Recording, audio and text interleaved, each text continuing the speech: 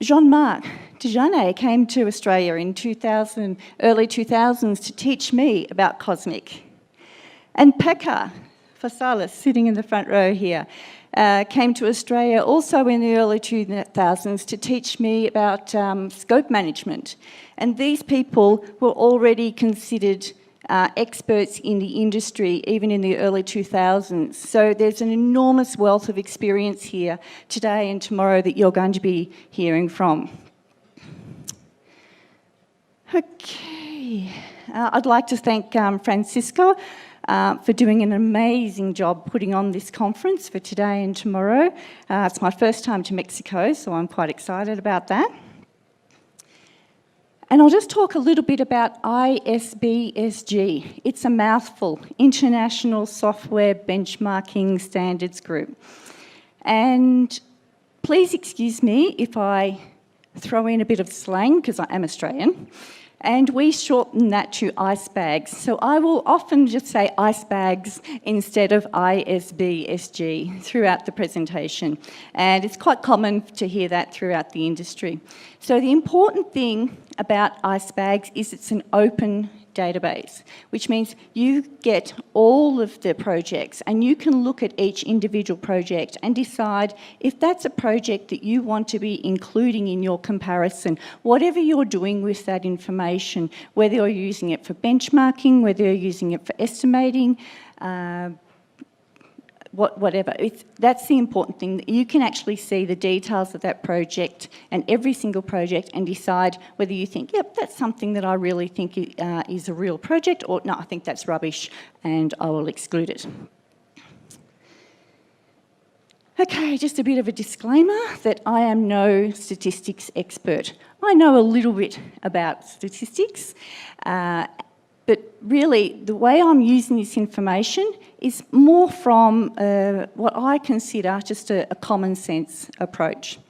And I do have quite a lot of numbers in this presentation because that is what people actually relate to, numbers. So I hope everyone's had a coffee because you're going to have to stay awake. Right, as I said, I'm from Australia. And what is the number one thing people want to see when they come to Australia? Kangaroos, exactly, kangaroos. And everybody thinks that when they come to Australia, they're going to see kangaroos jumping down the street, the main street of the city. So I want to tell you that is not true. They sleep on our beds. This is actually, we are the exception. This is a pet that we raised from a little baby. Her name is Camilla. Okay, on to some more serious stuff that's not really working. Oh yes, it is working. Okay. When I put together this presentation, or when I was deciding what am I going to talk about at the conference, I wanted to talk about something that has affected software development, is still affecting software development, and has affected software development, well, since I was involved in the 2000s and 1990s, which is projects that get out of control. So I wanted to get back to basics. It happens again and again and again. The projects get behind schedule, and so what do? So that's the title of the presentation. My project is behind schedule, what do I do? So I'm going to be comparing 3 different scenarios: increasing team size, cutting functionality, and extending the deliverable date. So I'll be using the data to look at the productivity in these 3 different scenarios and what is the impact on that productivity for projects that have added resource, or projects that have 9 people as opposed to 6 people, or projects that are 8 months instead of 6 months. And my purpose here is not to give you the answers, but to stimulate thoughts. And it's a little bit of a different way to looking at the data. And I've been involved with, using the icebags data for many, many years. And I've actually never thought of looking at the data this way. So it's sort of something that I just tried to understand how can I use it to really in these scenarios. The last thing is that whenever you're using the data, it should be your secondary decision making. It's not your primary decision making. So if you already know, I want to try and cut scope of my project, you can use this information to back up your argument to management, to your customer, that this is, if we do this, this is how much money we're going to save versus the other scenarios.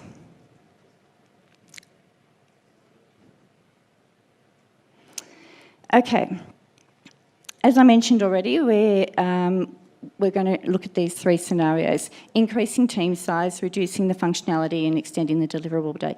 But what are the factors that I need to consider when looking at the projects, and what data should I be selecting to compare my projects against? So I'll go through what data I have selected and reasons for selecting it, and what the alternatives could be.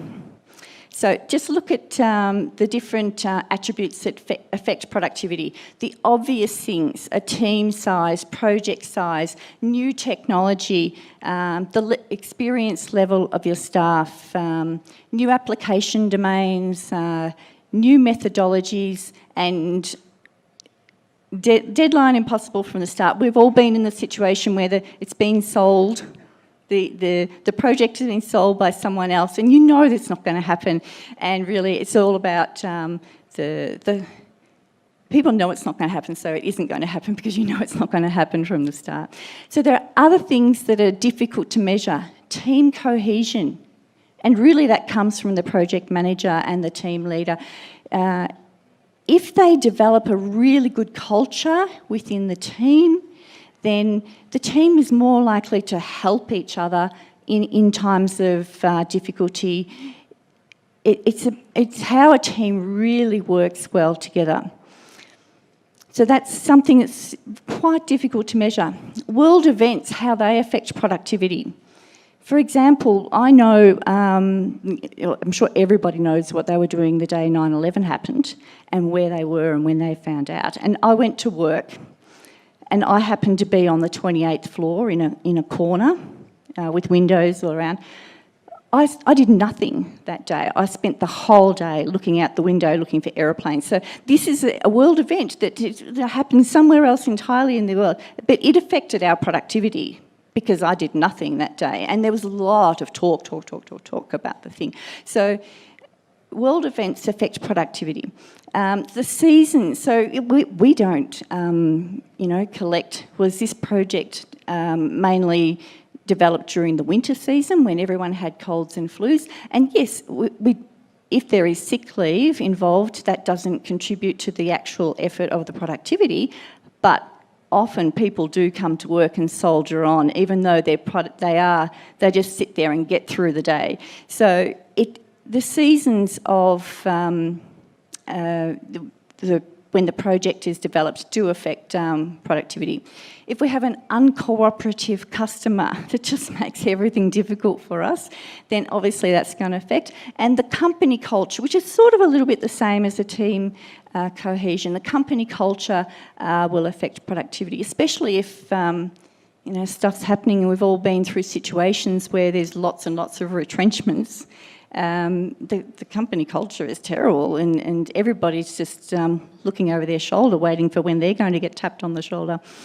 So there's an enormous amount of factors that contribute to productivity that are difficult to measure, but these are actually, these factors are in every other project as well, so they're already inherent in the productivity measures that are in the database. Okay, what do we include? We could include everything. In my scenario, I've only included A and B rated projects, and that is the typical. We often do, when we're doing analysis, we only include A and B rated projects. We could include projects that only use the same methodology. We could include projects that have a similar range of team size or a similar range of project size or a similar platform or a language. We can play and get down to a very small data set, but then we need to understand, is that data set big enough for us to do our analysis? So, to me, in the way that I'm using this data in this example, it doesn't really matter what the methodology was or the, well, in team size, we're actually changing the team size. There's a lot of other factors. It doesn't matter what they are, but we're just looking at what happens when you move from, say, 6 people to 9 people in the team. The important thing is to make sure your data set is big enough. So I've created a sample project.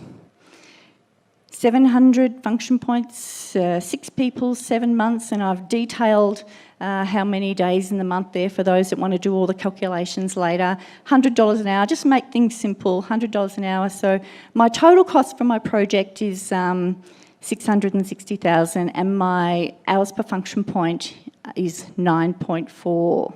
So this is my sample project that I'm going to adjust. So the projects that I have selected, we've got 7,376 projects of IFPUG, Cosmic, FISMA and NESMA A and B rated. Not every project has all of its attributes defined. So only 6,535 have the elapsed time recorded. So they will be the projects that I'll be using when I'm looking at duration. 2,029 have team size recorded. So I'll be using those projects when I'm looking at what is the impact of team size. And I am actually looking at the effort phase breakdown. So I've included 1,683 where they have less than 10 hours allocated, because if they have more than 10 hours unallocated, I feel that is not really a reliable measure of the effort phase breakdown. Okay, let's look at scenario 1, which is increasing the team size. Often we have constraints. The resources might not be available. The project might be extremely specialised, and therefore the ramp-up time, the learning curve for the new resources might be just too long, therefore it might not be feasible. And it will impact the already productive members of the team. So do we think we can wear that? In these scenarios, the increase in the team size, reducing the, cutting the scope or increasing the duration, it's very unlikely that you will be able to have a choice of all 3. Often there are constraints and you really cannot choose. You may just have one solution available to you. So, sorry for all the numbers. On the left-hand side, is this pointer thing happening? That one? Ah, got it. I have analysed the data. So for all of the different team size, this is how many data points I have in the team size. And then for the ones that I'm interested in, I'm going from 6 to 9 people. I have looked at the first quartile, the median, and the third quartile, and graphed that. So you can see we've got a bit of consistency in the first up till about 10 of team size, and then the graph seems to start to go all over the place. So if you were looking at the data and you were interested in information around the 12, 13 mark, you'd start looking at the individual projects in that area and go, well, what's going on? And when we're at 12 and 13, we've got 37, 28 projects in our sample size, so nowhere near the amount of the earlier numbers. So that could be a reason for the spike in the median. And our sample project is right there. And that's just a fluke, really, that the sample project happens to turn out in very close to the median. So you can see that there is a pattern of increasing the hours per function point when we're increasing the team size. Okay, moving along to reducing functionality.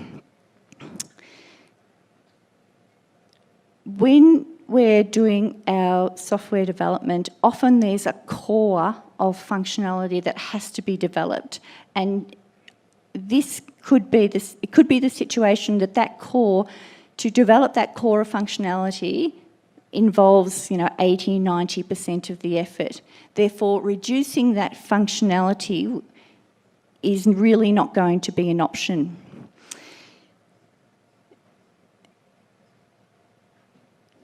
Depending on when we decide that we do need to make some changes in our project, we might also be at the midway through testing and decide, we are not going to make our deadline. What can we do? It's too late to start reducing functionality then. So it's really not an option depending on where you are in the life cycle of the project. And it might also be very disruptive to the project to reduce functionality. So there's a whole different range of reasons why this may not be an option. But if it is, it's a very good option. Okay, again, there it is. I keep pressing the wrong button. For the different projects ranging from, I've gone from 300 to 1,000, function point size. The samples in those ranges are, a good ranging from 124 to 226, quite a sizable number of projects. We've got the range of the medians of 4.2, 7.9 and 14.4, and there is a gradual reducing of productive hours per function point as the project's size increases from, say, 500 up to 1,000. In the data, after you get 1,000, the hours per function point does go up again. But in this case, we've got a gradual improvement in the hours per function point as we're increasing our project size up to 1,000. Okay, last example is extending the deliverable date.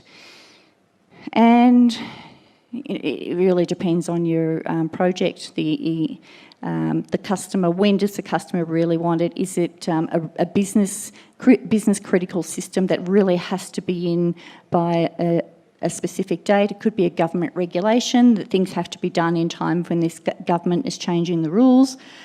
So there may not be an option that the date could be extended. And the other thing is, if we're going to extend the date, the resources need to be extended as well. Therefore, the resources may have already been reallocated to another project because this project was already meant to have finished. So there's a few factors that need to go in there that may exclude this from being an option.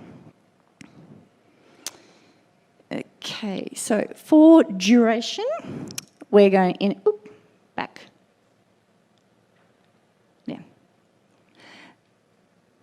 We're going to be extending from 7 to 9 months. So our median hours per function point will go from 11.2 to 13.1. And you can see there's a gradual increase in the hours per function point as the duration of the project increases.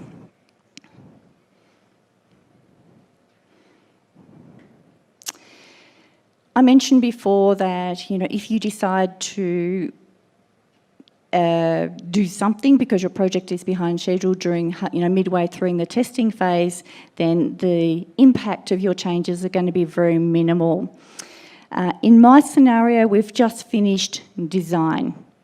And according to the data in the repository, the median for design is 26% of the effort has been completed. So I'll be using 26% of the effort that has been completed in my calculations. I think that your own data of your own history of your own projects would be a better indication, because every company has a different sort of style. They might put more emphasis in the testing, they might put more emphasis in the design. So using your own percentages for your phases would be a better indication than this. But this is what the data says in ISBSG, so I thought I would use this for the calculations. Okay, to do these calculations, I'm going to calculate the cost to the end of the design for the 3 different scenarios. Then I'm going to calculate the change in productivity measure for adding 3 resource. I'm going to go from 6 to 9 people. For reducing the size of the project from 700 to 500 function points. And the third one is extending the duration from 7 months to 9 months. So I'm going to apply the change in that project, change in that productivity for the remainder of the project from design to implementation. So how do I work out, and then just calculate the total cost. And at the end of it, I'll have the 3 scenarios side by side so you can see which one works out cheaper. So, on the right-hand side here, previously I showed you that increasing from 6 to 9 people increases your hours per function point from 10.3 to 15.5. So that calculates out at an increase of 51%. Worsening the productivity by 51%.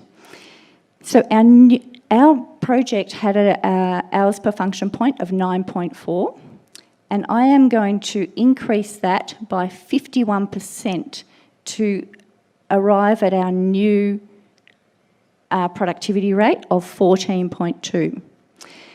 So working out the cost of the project to the end of design, my project's 700 function points, my original hours per function point 9.4 times my hourly rate times the percentage effort to the end of design works out at 171,000.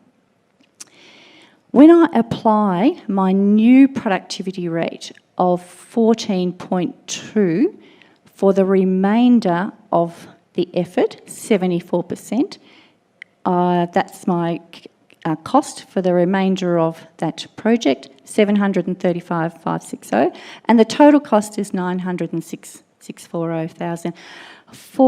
And our original project was 660,000, so we've gone up by 250 something thousand. Right, I know there's a lot of numbers. Next scenario. Reducing 200 function points. The start, exactly the same, because we're going to the end of design. Now we're going to reduce our project from 700 to 500 function points. So our productivity will improve. It'll go from 8.9 to 7.9 hours per function point. That's an improvement of 11%. So I'm going to take 11% off our 9.4, which was our original productivity measure, arriving at our new productivity measure of 8.4. Applying that new productivity measure 8.4 to the remainder of the project, 74%, equals 310,000. So at the end of our implementation, we've delivered a project of 500 function points, but we still need to deliver another 200 function points to compare apples with apples. So our additional project that's going to be after this project needs to be completed, and I estimated an hourly rate of a productivity rate of 10 hours per function point because it's a smaller project. Therefore, it's highly likely to have a slightly better hours per function point. So that comes out at 200,000. Add them all up. So our total project cost was 681,880. That's only gone up 21,000 from our 660,000. Final scenario. We are extending our duration from 7 months to 9 months. So our median hours per function point was 11.2 for 7 months, and it's going up to 13.1 for 9 months. That's an increase of 17%. Applying that 17% to my original productivity measure, arrive at a new productivity measure of 11 hours per function point. So up until the end of design, it's the same as before. Applying the new productivity measure of 11 hours per function point for the remainder of that project equals 569,000. Total cost 740,000 to extend the duration of that project. Keep in mind that we had the restrictions before, the other resources available to extend. Okay, we compare the three scenarios. So we've got our original project at 660,000. If we add 3 resource, our project costs works out at 906,640. If we reduce 200 function points, it works out at 681,000, and increase the duration by 2 months works out at 740. So obviously the best scenario for the minimal cost is to reduce functionality in this, and in this case it was by 200 function points. So I've created a very simple scenario to work with. And some of the issues with my scenario is that not everybody is $100 per function point. Your project manager's a lot more, your project programmers, everybody's at a different rate. So your calculation's going to be a lot more complicated. But the whole idea of this was to just stimulate ideas that this is another use of the data where you can back up your argument. You've already decided that you want to extend the deliverable date. And so you can go to your management and use some of these numbers to back up your argument that, okay, it's going to cost 140. It would be cheaper if we reduce functionality, but that's not an option in your scenario. In the scenario, just one point, is where I reduce the functionality by 200 function points. What normally happens is we keep resources around. We're a bit scared that we might not make our deliverable, so we let the resources hang around. And in that case, you're not going to achieve the same productivity, because the reduced productivity means that you are actually shedding some resources, and those resources might not even be needed full time. So what do they do for the rest of the time? They might be unallocated, which means you're not really saving. So that's another thing to consider. So in my sample, I had an original hours per function point of 9.4. So if the project was behind schedule, it means that the productivity really wasn't 9.4. Because your 9.4 would be realised at the end of that project life cycle, not at the beginning. So, but we had to have a number to sort of play with to begin with. And all of these decisions to, there are warning signs that our project is falling behind schedule, but the decision to actually do something doesn't happen overnight. And then there's going to be a bit of a lead-up time we need to see if there are resources available. We need to negotiate with the customer. So there is a lead-up time, and it might drag on and on and on into, you know, subsequent life cycles of the project. So as I said at the beginning, this presentation is just to demonstrate an alternative use. Like we all know that one of the primary uses of the ISBSG data is to assist with estimating. But here's just a little bit of another example of how you can assist it with decision making in the project. I have used everything. You could, I know there's a lot of cosmic users in the room. You could select only cosmic data. You can narrow that database down, but just be cautious that your data set might get too small to actually get a decent pattern out of the data. And I just want to re-emphasise that the ISBSG data is an open database, therefore you can look at the data and pick and choose what you want out of it. So we all know that data is power, so you can, when you've got the information, then you can choose what is the choice that best suits your project. Thank you very much.